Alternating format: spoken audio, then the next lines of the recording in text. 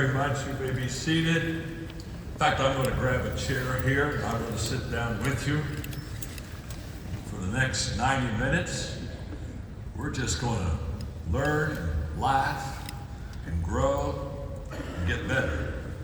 Is that okay with you? Yeah. My name is John, and I'm your friend. On the count of three, give me your name. 1, 2, 3. Yeah. Nice to meet you. I am so honored to be able to be here with you and to have some time. Last night I was here. What a great evening last night. The dinner was wonderful. The presentations, the ceremonies. I sat right there and I watched so many of you come up and receive some wonderful awards for your work and for how you've really changed and improved other people's lives and built your business. And it was very touching to me. I wanted to, even though I would know most of you personally, I just wanted to, again, look at people that work hard, love people, want to make a difference, and succeed in life. And I just thought last night, I thought you were so humble. I just thought that you're just growing and developing, and honestly, it was just a terrific evening for me. And then, of course, in the Isaac sang. They're not bad, are they, huh? I'll tell you, I ever since I gave them voice lessons, I have. I just watched them improve so much. In fact, I watched, of course, my wonderful dear friend, the Herbster. I watched him give all these awards and recognitions, and it was, I thought, my gosh, I need to get into business. I want to get up in the president's circle, and you know, I'll tell you what I don't want right now. I don't want one of those rings. Unless I missed something, that box was empty.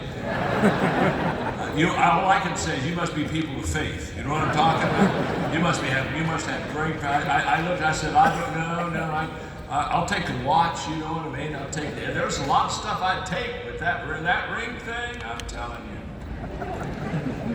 You need to report into me when you get your ring. You understand? That box. That's just. I have a teaching. I'm not doing it today, but I have a teaching on how to get out of the people pile, and it's basically a lesson on everybody's in the people pile, and a lot of average in the people pile. And how do you become different? How do you rise above that people pile? And I talk about the fact that you need to become unforgettable. You need to be creative. And after I gave this lecture at a large convention, about 2 weeks later, I received a gift from somebody, and it was a wonderful gift. It was a Michael Jordan tennis shoes, and I mean, I could tell them very expensive. And I opened up the box, and when I opened up the box, there was only one shoe. And I thought, oh my gosh, there's only one shoe. They forgot to put the other shoe in. And then there was a note in the box, and I read the note. The note basically said, I want to get out of the people pile. I only set one shoe. If you want the other, call me. Put his name in there, and I called him. His name was Chris, and he was I never met him before, but I thought, he just gave me one shoe. I don't know if that's what that ring was about last night. I don't know if that's getting you out of that people pile or not, but I know one thing. It is great to be with your friend and your leader, Charles Herbster. Is he not an incredible man and an incredible leader? I certainly.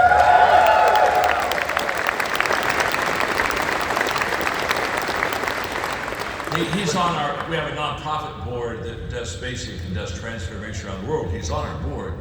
And one of the things that we have in common is that we both, I think one of the things that kind of cements our friendship is we both love adding value to people. And no matter how successful he is, he still wants to keep adding value. He's in this business, not because he needs the business. He's in this business not because he needs more money. He's in this business because he wants to add value to you. He wants to take you and allow you to have a better life. And I greatly admire that in you. And last night you were giving gifts out, and I thought about that. And I have a gift for you. And if you don't mind, can I just come down to where you are? Is that all right? And you just, if you'll just stand, I'll come down there. I want to give you a gift. And just turn the house lights up. Just get those house lights up as good as you can. I'm not going to do a movie, so we're not going to have popcorn today, okay? So get the lights up. I like to see the people in the crowd. But I brought a gift here for the Herbster. My gosh, here we are, friend. Okay. Now, come over here. Stand beside me. Is it empty? Did you hear it? Is it empty? It takes one to know one. It's empty, but in 3 or 4 years, you're going to get what's on the inside. We're hoping, by the time Jesus comes, we'll be okay. Right after the rapture, this is going to come to you. You understand? So this is going to be close. But this is a kind of a special gift for him. And there's a reason that I'm giving it a gift, but I think I'll have you open it first, okay? So if you will, and by the way, it does, and I think you can just slide it out. I have to be honest with you. I was going to speak today, but it's obvious. Really. It's obvious. Oh, I got it. Yeah, I got this. Oh, here we go. Teamwork makes the package over. Yeah, here we go.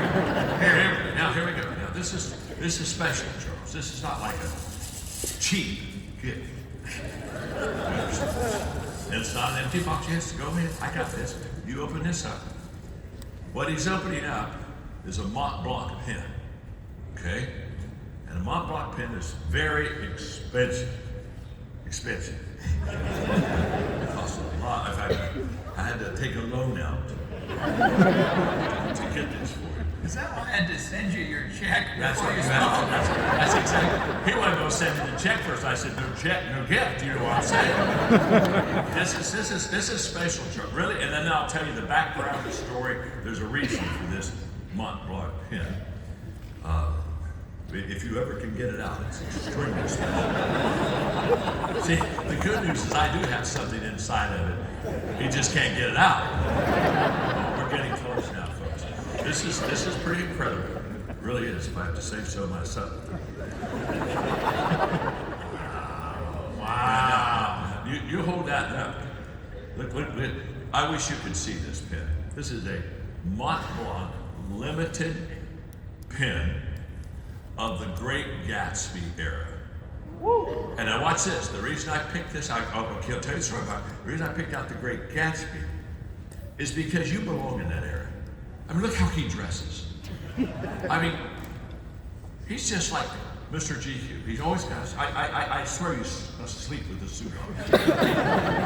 I mean, but in the Great Gatsby, they all dress great. You know what I'm saying? In their finest. And this pen is the Great Gatsby pen. It's a limited edition. You can't even get it in most Mont Blanc stores. But the reason I got him the pen is we know that he does other things besides this, and he's what I call the bull man. Isn't that right? I didn't say he was full of bull. There are sometimes I think he is. But then he looks at me and says it takes one to know one again. You understand how that works. But I told him when he got America, dear Lord. I mean, first of all, when he said he bought America, I thought he meant the country. Because he's running for governor. I thought when he didn't get governor, he'd just buy America. I can't be the governor, I'll just buy the country. And then he told me it was a bull, and then he told me how much he paid for the bull. And I said, that's a lot of bull. I kid you not. And so and then of course, I've got my kids and my grandkids. We're out here with him, and we're having a dinner, having a wonderful time with him. And he started bragging about sending his sperm all around the world. I'm gathering the children. I'm sheltering them over the side room, closing the doors. Kids, you didn't hear it. The Herbster's going a little wild right now. See, there's a whole side of this man you don't know. Thank God I'm here today. I'm here today to tell you the whole story. And so I told him, we're having fun because we just have fun because we're friends.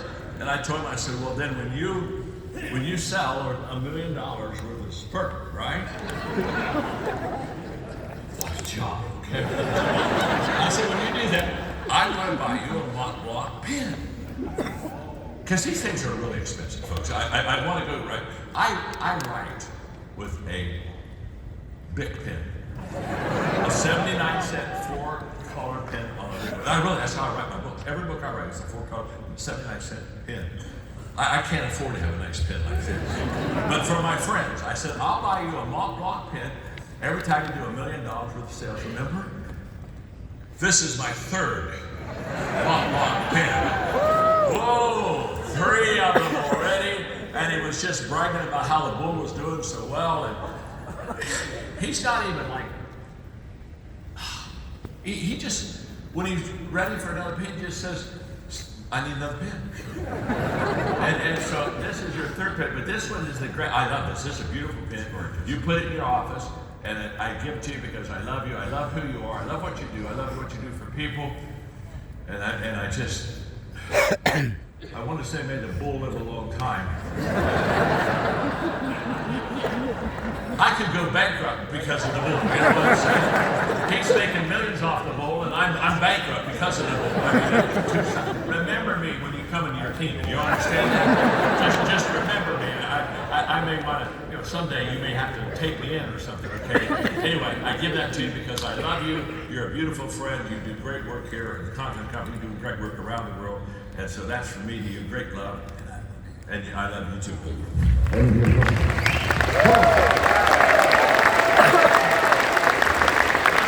Come on, get the Hertz your head.